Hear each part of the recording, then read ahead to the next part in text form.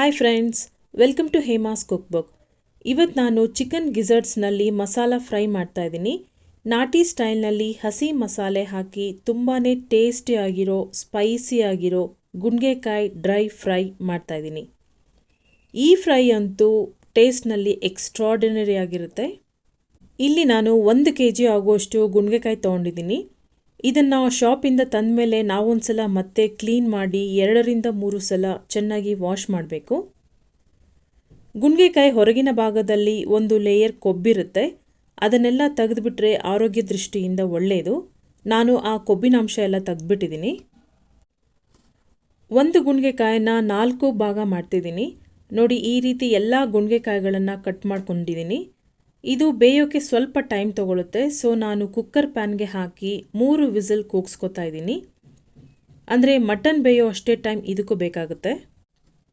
ಇದಕ್ಕೆ ಅರಿಶಿನ ಅರ್ಧ ಟೀ ಸ್ಪೂನ್, ಉಪ್ಪು ಅರ್ಧ ಟೀ ಸ್ಪೂನ್, ಮಾಂಸ ಮುಳುಗುವಷ್ಟು ನೀರು ಹಾಕಿ ಲಿಡ್ ಕ್ಲೋಸ್ ಮಾಡಿ ಸ್ಟವ್ ಮೇಲಿಟ್ಟು 3 ವಿಸಿಲ್ ಕೂಗಿಸ್ಕೋಬೇಕು. ಈ ಮಸಾಲೆಗೆ ಏನೇನು ಬೇಕು ನೋಡ್ಕೊಬರೋಣ ಬನ್ನಿ.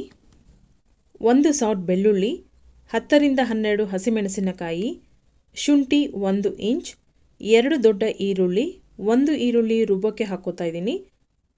ಮತ್ತೊಂದು ಈರುಳ್ಳಿನ ಆಮೇಲೆ ಹಾಕ್ತೀನಿ. 1 ಹಿಡಿ ಪುದೀನ ಸೊಪ್ಪು, 1 ಹಿಡಿ ನಾಟಿ ಕೊತ್ತಂಬರಿ ಸೊಪ್ಪು, 1 ದೊಡ್ಡ ಪೀಸ್ ಚಕ್ಕೆ, 7ರಿಂದ 8 ಲವಂಗ. ಮಸಾಲೆ ಪುಡಿಗಳು: ಅರ್ಧ ಟೇಬಲ್ ಸ್ಪೂನ್ ಪೆಪ್ಪರ್ ಪೌಡರ್, ಸ್ವಲ್ಪ ಜಾಸ್ತಿನೇ ಹಾಕ್ತಾ ಇದ್ದೀನಿ. ಅರ್ಧ table spoon chicken masala powder, ಅರ್ಧ ಟೇಬಲ್ ಸ್ಪೂನ್ ಧನಿಯಾ ಪೌಡರ್. ಈಗ ಮಿಕ್ಸಿ ಜಾರ್ಗೆ ಈರುಳ್ಳಿ, ಬೆಳ್ಳುಳ್ಳಿ, ಶುಂಠಿ, ಚಕ್ಕೆ ಲವಂಗ, ಹಸಿಮೆಣಸಿನಕಾಯಿ, ಪುದೀನ, ಕೊತ್ತಂಬರಿ ಇಷ್ಟನ್ನು ಹಾಕಿ ನುಣ್ಣಗೆ ಗ್ರೈಂಡ್ ಮಾಡ್ಕೋಬೇಕು. ನೋಡಿ, ಮಸಾಲೆ ರೆಡಿ ಆಯಿತು. ಈಗ ಕುಕ್ಕರ್ ಪ್ರೆಷರ್ ಹೋಗಿದೆ, ಚೆನ್ನಾಗಿ ಕೂಡ ಬೆಂದಿದೆ. ನುಣ್ಣಗೆ ಗ್ರೈಂಡ್ ಮಾಡ್ಕೊಂಡಿರೋ ಮಸಾಲೆನ ಇದಕ್ಕೆ ಹಾಕ್ತಾ ಇದ್ದೀನಿ. ಈ ಗುಂಡ್ಗೆಕಾಯಿ ಫ್ರೈಗೆ ಒಗ್ಗರಣೆ ಏನು ಬೇಡ. ಮಸಾಲೆ ಹಾಕಿದ್ಮೇಲೆ ಸಣ್ಣಗೆ ಹಚ್ಚಿರುವ ಈರುಳ್ಳಿ ಹಾಕಿ ಸ್ಟವ್ ಮೇಲೆ ಇಡಬೇಕು. 10 ನಿಮಿಷ ಹೈ ಫ್ಲೇಮ್ನಲ್ಲೇ ಬಿಡಬೇಕು. ಮಸಾಲೆ ಪೂರ್ತಿ ಗಟ್ಟಿ ಆದಮೇಲೆ ಪೆಪ್ಪರ್ ಪೌಡರ್, ಧನಿಯಾ ಪೌಡರ್, ಚಿಕನ್ ಮಸಾಲ ಪೌಡರ್ ಹಾಕಿ ಸಿಮ್ನಲ್ಲೇ 10 ನಿಮಿಷ ಬಿಟ್ಟರೆ ಈ ರೀತಿ ಮಸಾಲೆ ಪೂರ್ತಿ ಡ್ರೈ ಆಗುತ್ತೆ. ನಾಲಿಗೆ ಕೆಟ್ಟಿರೋಗ ಈ ರೀತಿ ಒಂದು ಸ್ಟ್ರಾಂಗ್ ಆಗಿ ಗುಂಡ್ಗೆಕಾಯಿ ಡ್ರೈ ಫ್ರೈ ಮಾಡ್ಕೊಂಡು ತಿನ್ನೋಡಿ ಫ್ರೆಂಡ್ಸ್. ಇದು ದೋಸೆ, ಚಪಾತಿ, ರೊಟ್ಟಿ, ಅನ್ನ, ಮುದ್ದೆ ಜೊತೆ ತಿನ್ನೋ ಬದಲು ಬರೀ ಫ್ರೈನ ಹಾಗೆ ತಿಂದರೆ ಅದರ ಟೇಸ್ಟ್ ಡಿಫ್ರೆಂಟ್ ಆಗಿರುತ್ತೆ. ಸಖತ್ ಸ್ಪೈಸಿಯಾಗಿ ಕೂಡ ಇರುತ್ತೆ. ಇದ್ರ ಜೊತೆ ಲಿವರ್ ಅಂದರೆ ಕೋಳಿ ದೊಮ್ಮೆ ಕೂಡ ಹಾಕೋಬೋದು. ದೊಮ್ಮೆ ಬೇಗ ಬೆಂದ್ಬಿಡುತ್ತೆ.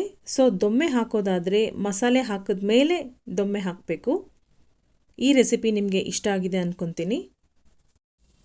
Thanks for watching friends. Please subscribe ಮಾಡಿ, ಫೇಸ್ಬುಕ್ ಪೇಜ್ನ ಫಾಲೋ ಮಾಡಿ.